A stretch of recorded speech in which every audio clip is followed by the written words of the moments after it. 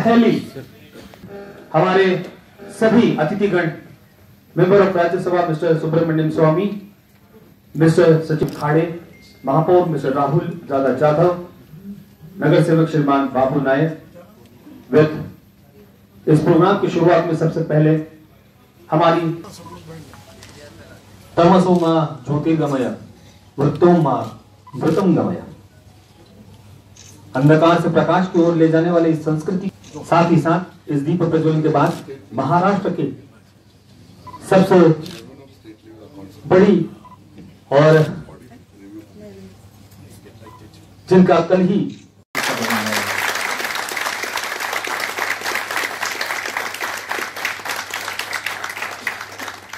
हमारे सुब्रमण्यम स्वामी जी, आपका पिंपरी चिंचवड शहर में मैं तहे दिल से स्वागत करता हूँ।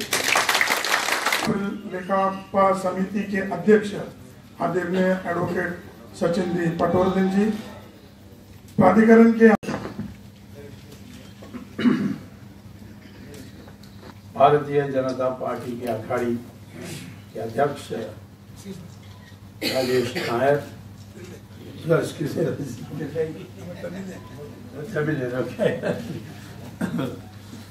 राजेश पिल्लई, हमारे मंत्री पद गौरव करते हुए पटवर्धन जी, मंच में उपस्थित हमारे पदाधिकारीगण, कॉर्पोरेटर्स और पार्टी के उच्च पद पर बैठे हुए अधिकारीगण, मैं पहले आपको बधाई देता हूं जो ये कल्पना हुई है कि महाराष्ट्र में जो 6 दक्षिण भारत के प्रांत हैं उनके लिए एक स्पेशल यूनिट यहाँ बनाई जानी चाहिए। हमारे देश को तोड़ने के लिए बहुत प्रयास हुए हैं।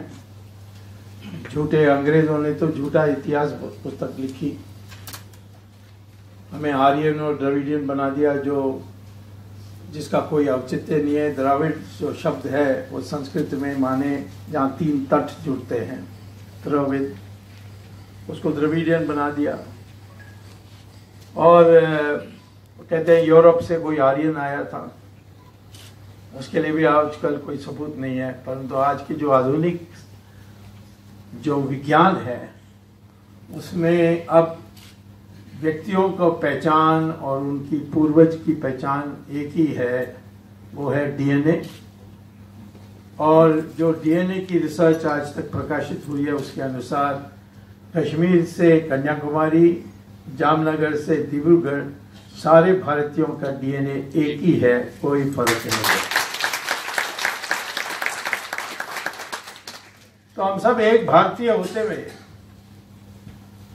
हमारे प्रांतों में हमने अपनी जो उस संदर्भ में जो संस्कृति के लिए हमने बढ़ावा किया, उससे भाषाएं थोड़ी बदल आई। और तो हर भाषा में संस्कृत शब्द हैं और बड़े पैमाने में पर है। तमिल जिसको बिल्कुल अलग करने के लिए प्रयास की थी करुणानिधि ने, उसमें भी 40% जो शब्द हैं वो संस्कृत के। मराठी में ज्यादा है, मलयालम में और भी ज्यादा है। और जब करुणानिधि और मेरी झगड़ा हुई थी या डिबेट हुई थी, मैंने कहा आपका नाम भी संस्कृत है, करुणा और निधि।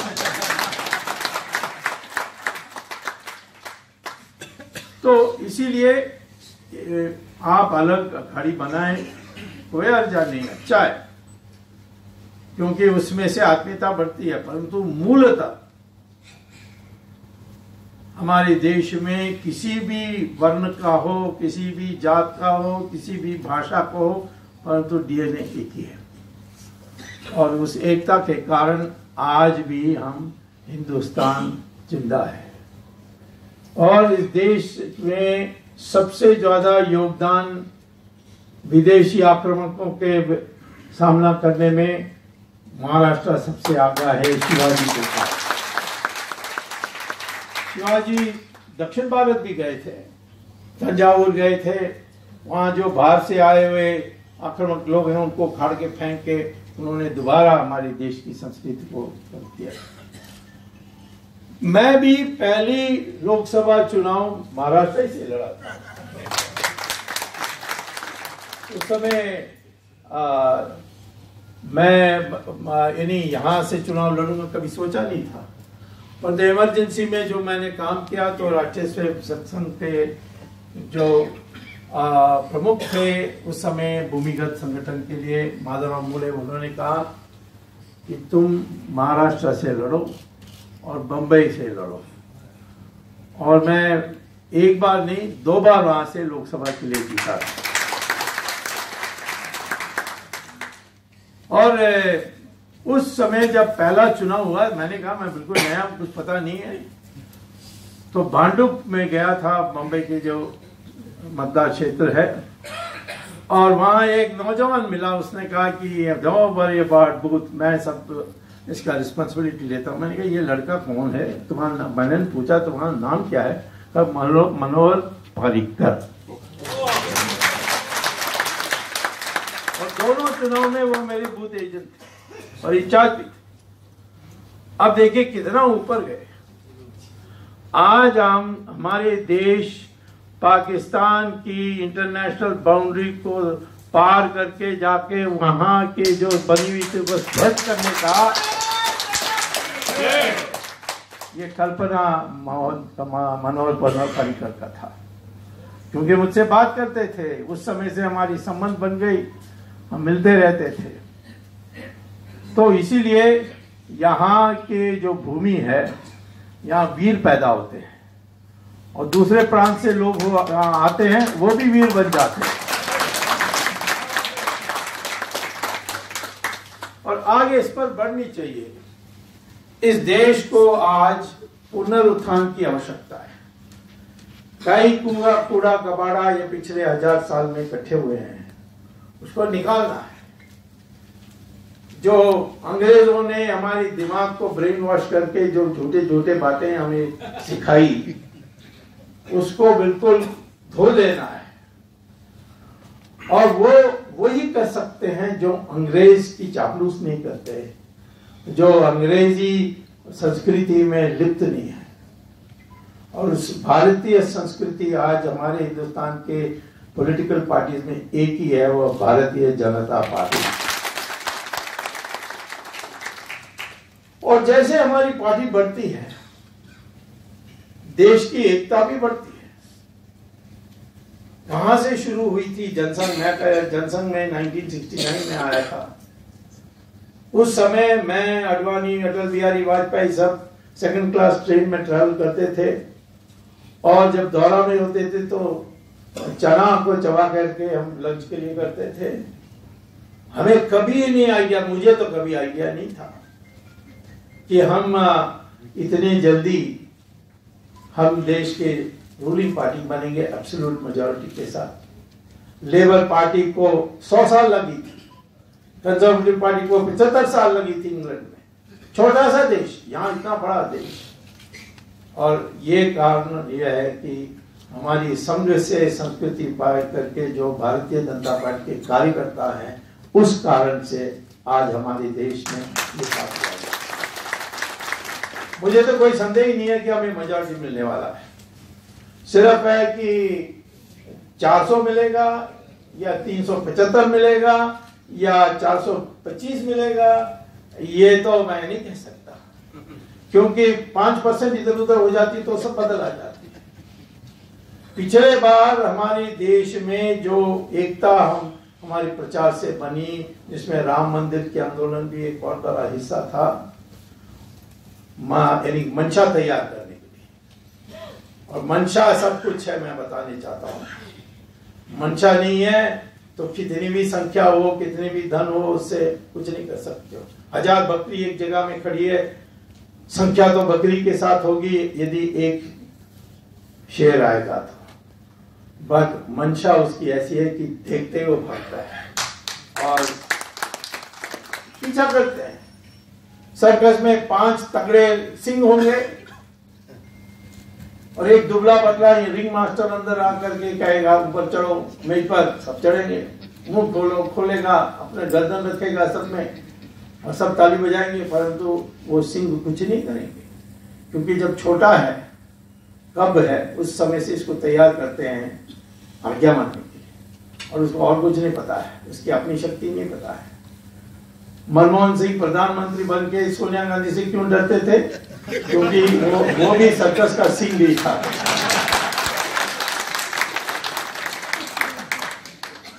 पर हमारे नरेंद्र मोदी तो शेर है।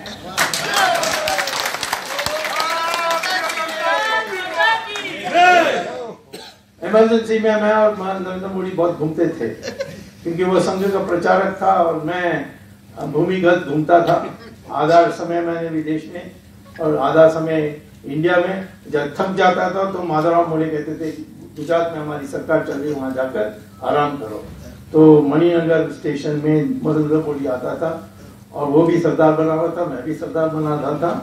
दोनों को पंजाबी नहीं आता था, फिर भी सब ठोकते रहते थे पंजाबी में। और दोनों समय भी मैं उतना साहस उसमें है। इसने अभी नरेंद्र मोदी ने जो अभी जो स्ट्राइक करवाई थी, वो कोई साधारण स्ट्राइक थी। उसमें 3 बातें निकली है।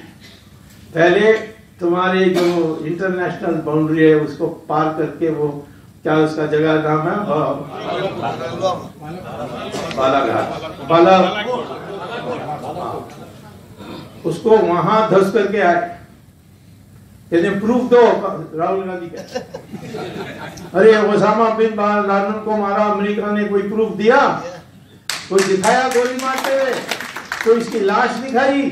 उसका क्या अंतिम संस्कार कैसे की? उसको दफन किया या उसको जलाया? अभी तक कुछ नहीं, एक फोटो तक नहीं दिखाया, परंतु कहा कि हमने उसको मार दिया। तब तो राहुल गांधी ने ओबामा से तो कोई प्रूफ मांगा नहीं। ओबामा तो उनके मालिक हैं, कैसे मांग सकते हैं? उनके सामने झुकते हैं, पाकिस्तान की बात करते हैं। एक तो ये बात तो दुनिया में प्रशंसा है कि हमने एयरफोर्स प्लेन भेज करके वहां 4-5 जगहों को ध्वस्त करके आए और इंटरनेशनल बाउंड्री क्रॉस की। और इस कारण से दूसरी बात कि पाकिस्तान के पास न्यूक्लियर बॉम्ब है, क्या हो जाएगा, ये डर है। नहीं, पाकिस्तान खुद डरा हुआ था कि दोबारा करवाने वाला। पाकिस्तान का न्यूक्लियर बॉम्ब का बटन तो अमेरिका के पास है, वो गुलाम देश। और तीसरी बात हमने ये बताया कि हमारे जवानों को छेड़ोगे, हमारे जवान को हत्या करेंगे, तो हम एक बदला नहीं लेंगे, 10 गुना ज्यादा बदला लेंगे। और मैं कहता हूं कि जब भी हम चाहेंगे आज पाकिस्तान का 4 टुकड़ा कर सकते हैं, बलूचिस्तान को अलग कर सकते हैं। ये पुरुषार्थ की जो ललकार थी, पहली बार नरेंद्र मोदी आने के बाद हुआ। इसके पहले किसी के पास हिम्मत नहीं थी। आज अखबारों में आया है, रिसर्च जर्नल्स में आया कि मनमोहन सिंह 26/11 के बाद बम्बई में जो हुआ, सेना ने कहा कि हमें अधिकार दो, हम जाकर बमबारी करके आते हैं। उसने कहा बाप रे बाप, न्यूक्लियर बम डाल देंगे तो क्या होगा? उसको या सोनिया की डर है या न्यूक्लियर बम की डर है, परंतु देश की जनता से उनको कोई डर नहीं। तो ये इसीलिए मैं आज से कह रहा हूं कि हमें दोबारा सत्ता में आने के लिए जरूरत है। और मैं आपको विशेष पर्सनली भी कहता हूं कि जो मेहनत करनी है करो। मैं तो आधा रास्ता में सोनिया, राहुल, पिट्रोडा, दुबे, मोतीलाल वोरा, इन सबको जेल के ओर ले जा रहा हूं। और भी जेल गाड़ी, चिदम्बरम भी बैलगाड़ी में, शशि थरूर भी बैलगाड़ी में, थोड़े दिन में प्रियंका को भी बिठा देंगे। तो ये सब काम पूरा करने के लिए मुझे एक हमारी सरकार पावर में रहे, इसकी आवश्यकता है। भ्रष्टाचार को 70 साल की भ्रष्टाचार जो जमी हुई है उसको हटाने के लिए 5 साल पर्याप्त नहीं है। हमने दिखा दिया है। हमारे सरकार के खिलाफ एक आरोप नहीं लगा सकते जिसको सिद्ध करते हैं। कहते हैं राफेल, मैंने कहा मेरे जैसे नेशनल हेराल्ड में मैंने जो प्राइवेट कंप्लेंट डाली, आप क्यों नहीं जाकर डालते हो? है नहीं उनके पास। इसी प्रकार से कोई फौजरी निकाल करके कहते हैं इसने इतना करोड़ रिश्वत लिया उसने, बट केस नहीं डालेंगे, सरकार को करना चाहिए। अरे हम तुम्हारे झूठे आधार पर केस डाल सकते हैं। तो इसीलिए इस देश को शुद्ध करने के लिए दोबारा बीजेपी आने की आवश्यकता है। उसमें कोई भी छोटी मोटी कल शिकायत है वो रहने दीजिए, वो तो होगा, जीवन में तो शिकायत बिना चलता नहीं है। लेकिन ये एक महान लक्ष्य के लिए हम जा रहे हैं। हमारे राष्ट्र की पुनरुत्थान के लिए बीजेपी की पावर में दोबारा आने के लिए बहुत आवश्यक है। इसके लिए जितनी भी मेहनत करनी है करिए, यही कहकर मैं सबको नमस्कार करता हूं।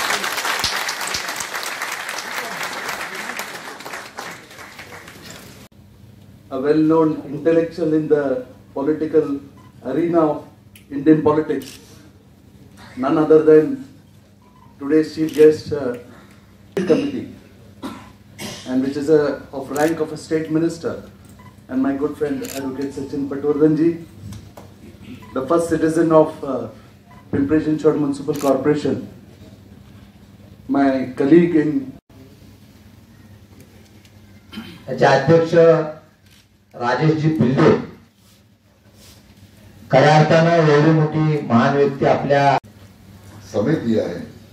ऐसे हमारे राज्यसभा के खासदार सुब्रमण्यम जी स्वामी, इंद्रायणी नदी पर बसे हुए हमारे देव और आनंदी की जो तीर्थ स्थान है उसका भी महत्व 16वीं सदी से